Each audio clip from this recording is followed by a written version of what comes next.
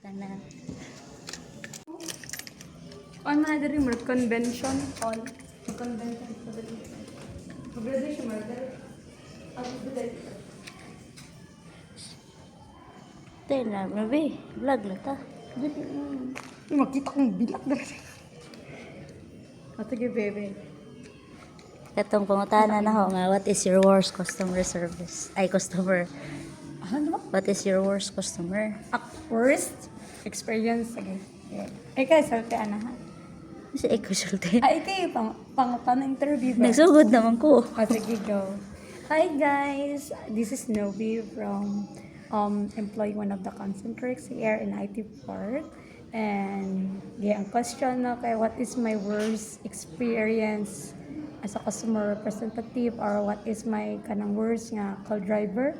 So, based on my experience, ang pinaka-worst na ko is kanagurong regarding sa billing, kanang mamakak ang customer nga nibayad na mo push ang customer nga nibayad na kuno siya pero magkatawa mi kay mag-check mi sa system ang iyang payment is wala ni go through tapos kanang bisag naka-receive ko no siya email sa bank na anak ko no pero dira mi mag-base gyud sa system namo tapos mag-atag mi advice sa customer nana pero ang ending maayrit ug maayo kay bisag i-educate na nimo kay gusto lagi nila sila yung masunod nga nakabayad na sila.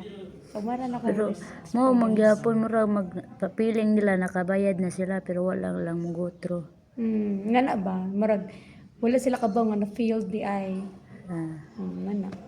Mura to? Mara na. Ako na worst. Huwag katong promotion something na na.